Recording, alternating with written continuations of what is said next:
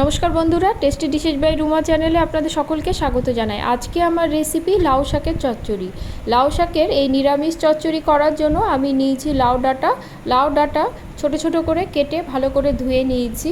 সবজির মধ্যে আমি নিয়েছি আলু, পটল, ঝিঙে, গাজর এবং বেগুন। সব কিছু কিন্তু ঝুরি ঝুরি করে কেটে নিয়েছি। আপনারা চাইলে আপনাদের পছন্দ মতো সবজিও যোগ করতে পারেন। এবার কড়াতে দিয়ে দেব 2 চামচের মতো সরষের তেল, ফোড়নে দেব একটি শুকনো লঙ্কা এবং কালো জিরে। ফোড়ন থেকে সুন্দর গন্ধ বেরোলে ঝুরি করে কেটে রাখা সবজিটা দিয়ে দেব।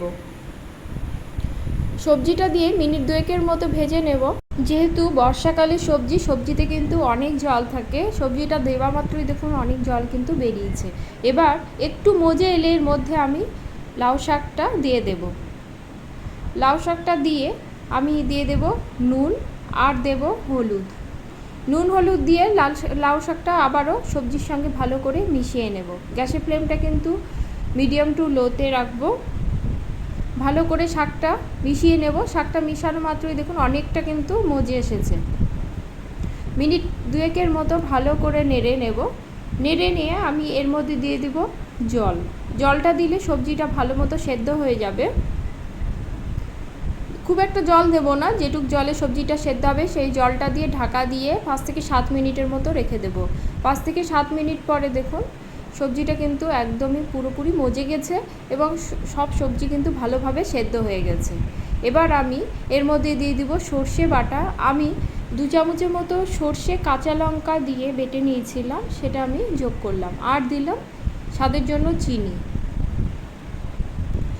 বাটি ধুয়ে অল্প জলও দিয়ে দেব। জল দিয়ে এবার গ্যাসের ফ্লেমটা মিডিয়াম টু লোতে করে রেখে আমি রান্নাটা করে নেব। আমি কিন্তু আর ঢাকা দেব না, রান্নাটা আস্তে আস্তেই করে নেব। সর্ষে বাটা এবং এই সবজির জল শুকিয়ে আসা পর্যন্ত কিন্তু রান্নাটা করে নিতে হবে। রান্নাটি কিন্তু প্রায় আমার হয়ে এসেছে।